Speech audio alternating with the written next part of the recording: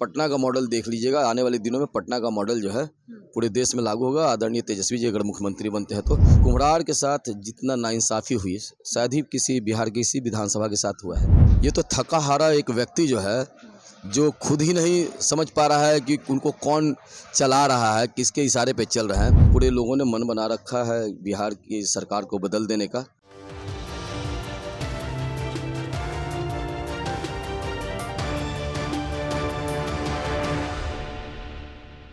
आदाब नमस्कार, आप देख रहे हैं मंथन टुडे। मैं हूं आपके साथ उज़मा। देखिए, हम इस वक्त कुम्हरार विधानसभा में हैं और हमारे साथ कांग्रेस के कैंडिडेट हैं डॉक्टर इंद्रदीप कुमार चंद्रवंशी जी हैं। हम उनसे आज कुछ सवाल करेंगे। आज मतदान का दिन है, क्या कहेंगे सर आप? पहले तो मैं शुभकामना दूंगा और बधाई दूंगा कि लोकतंत्र का महापर्व हम तमाम लोग मना रहे हैं और बदहाल बिहार को 20 साल के जो कुशासन है उससे मुक्ति का ये पर्व मना रहे हैं। तो निश्चित तौर से पूरे लोगों ने मन बना रखा है बिहार की सरकार को बदल देने का। विशेषकर अगर मैं कुम्हरार की बात करूं तो कुम्हरार के साथ जिस तरह का सौतेला व्यवहार भारतीय जनता पार्टी के विधायक रहे 20 साल से अरुण सिन्हा जी ने किया और उसके पहले भी 15 साल भारतीय जनता पार्टी के विधायक रहे। टोटल 35 सालों में कुम्हरार के साथ जितना नाइंसाफ़ी हुई शायद ही किसी बिहार की किसी विधानसभा के साथ हुआ है।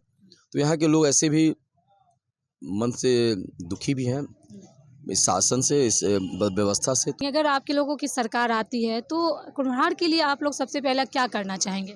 देखिए, कुम्हरार में कई चीज़ की समस्या है। देखिए, पूरे पटना में कुम्हरार एक ऐसा जगह है जो जल जमाव से अक्सर ग्रसित रहता है। मतलब बिन मौसम भी यहाँ आपको जल जमाव दिखेंगे। अच्छा। तो वो एक्चुअली वो निरंकुश विधायक होने की वजह से और सरकार की निरंकुशता की वजह से है। एक तो जल जमाव से मुक्ति आवश्यक होगा, तो उसके लिए योजना, दीर्घकालिक योजना, अल्पकालिक योजना बनाने की ज़रूरत होगी। स्वास्थ्य के लिए आप लोगों ने क्या सोचा है यहाँ पर? स्वास्थ्य के लिए मैंने कहा कि स्वास्थ्य में मैंने तो काम शुरू भी किया है अपने वार्ड में। तो लोग दिल्ली मॉडल कहते थे कि वहाँ के जाके हॉस्पिटल को देख लो, जो वहाँ घर मोहल्ला क्लिनिक होता है। मैं कहता हूँ कि पटना का मॉडल देख लीजिएगा। आने वाले दिनों में पटना का मॉडल जो है पूरे देश में लागू होगा। आदरणीय तेजस्वी जी अगर मुख्यमंत्री बनते हैं तो। और मैंने इसकी पहल भी कर रखी है। मैं अपने वार्ड में बाकायदा प्राथमिक स्वास्थ्य केंद्र मैंने बनाया है, अप्रूव करा दिया है, डॉक्टर अपॉइंट करा दिया है। तो गुणवत्तापूर्ण स्वास्थ्य की सुविधा जो है वो ज़रूरी है। केवल चूँकि यहाँ जो हो रहे हैं इंफ्रास्ट्रक्चर के लेवल पे काम हो रहे हैं, लेकिन आप देखिए बड़े बड़े हॉस्पिटल बने हैं बिहार में, विशेषकर पटना में भी कहा जाए, लेकिन वहाँ ना डॉक्टर है ना नर्सिंग स्टाफ्स हैं। तो ये चीज़ें हैं, ये लैक करती हैं, उनको दुरुस्त करने की ज़रूरत है। तो आदरणीय तेजस्वी जी के नेतृत्व में जब सरकार बनेगी, मुकेश सहनी जी के नेतृत्व में सरकार बनेगी, महागठबंधन की सरकार बनेगी, तो इन चीज़ों को दुरुस्त करेंगे। क्वालिटी एजुकेशन भी एक विषय है। ये युवाओं में बेरोजगारी की बहुत बड़ी समस्या है, तो उसके लेकर के आप लोगों की सरकार आती है तो उस पर आप लोगों ने क्या सोचा है? देखिए, युवाओं को तो बेरोजगार तो नीतीश कुमार ने किया है और नीतीश कुमार दूसरे को बदनाम करके अपनी नाकामी को छिपाते हैं।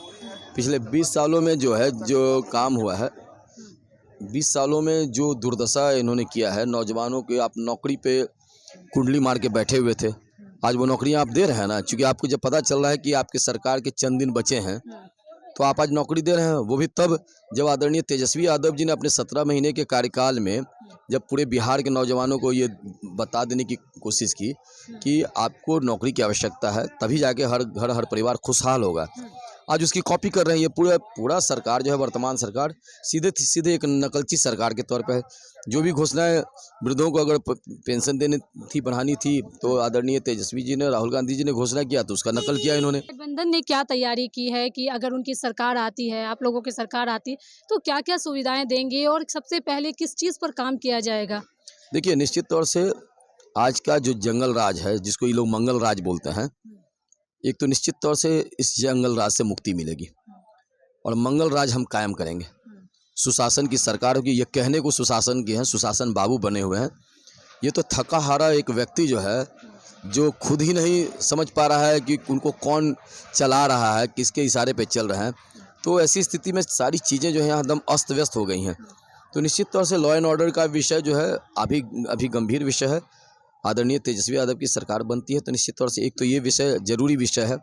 दूसरा, उद्योग धंधों को लेकर के जो है नौजवान हमारे यहाँ पलायन कर रहे हैं। तो आपने तो नौकरी देना बंद कर रखा था, इधर के चंद सालों में शुरू किया है।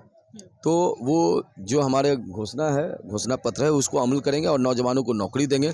हर घर एक परिवार को नौकरी देने का हमारे तेजस्वी जी ने और आदरणीय राहुल गांधी जी ने संकल्प लिया है, तो वो हम उस चीज़ों तक पहुंचाएंगे। तो अपराध भी काफ़ी बिहार में बढ़ा है, तो उसको लेकर के आप लोगों की क्या योजना है कि सबसे पहले क्या ना अपराध में किस चीज़ को नियंत्रण करना है आप लोगों को? देखिए, सरकार प्रायोजित अपराध है। अभी जो सरकार है, ये सरकार अभी ठेकेदारों और दलालों की सरकार है। ये उनको संरक्षण दे रखा है इन लोगों ने। पुलिस सरकार अगर चाह ले तो यहाँ एक परिंदा पर नहीं मारेगा। इसके बाद भी इस तरह के अपराध हो रहे हैं, दिन दहाड़े किसी प्रत्याशी की हत्या हो जा रही है, तो मतलब इससे तो बुरे हालात हो नहीं सकते हैं। जहाँ एक प्रत्याशी या जनप्रतिनिधि नहीं सुरक्षित है, तो एक आम आदमी क्या सुरक्षा दे पाएगा किसी व्यक्ति को। तो ये एक बड़ा विषय है। इसको निश्चित तौर से हम आशा दिलाते हैं, आपको विश्वास दिलाते हैं कि हमारी सरकार जो बनेगी तो काफ़ी चुस्त दुरुस्त होंगे। चलिए, बहुत बहुत शुक्रिया बात करने के लिए। तो हमारे साथ डॉक्टर इंद्रदीप कुमार चंद्रवंशी थे, जो न कुम्हरार विधानसभा से कैंडिडेट हैं कांग्रेस की तरफ से, और उन्होंने बताया कि जो भी अगर इनकी जो सरकार आती है, महागठबंधन की यानी सरकार आती है, तो जितने भी तेजस्वी यादव ने वादे किए हैं, चाहे रोजगार का हो, पलायन का हो, स्वास्थ्य का हो, सभी मुद्दों पर ये लोग जो है वो काम करेंगे अगर इनकी सरकार आती है तो। चलिए, कैमरामैन शादान के साथ मैं उज़मा, पटना।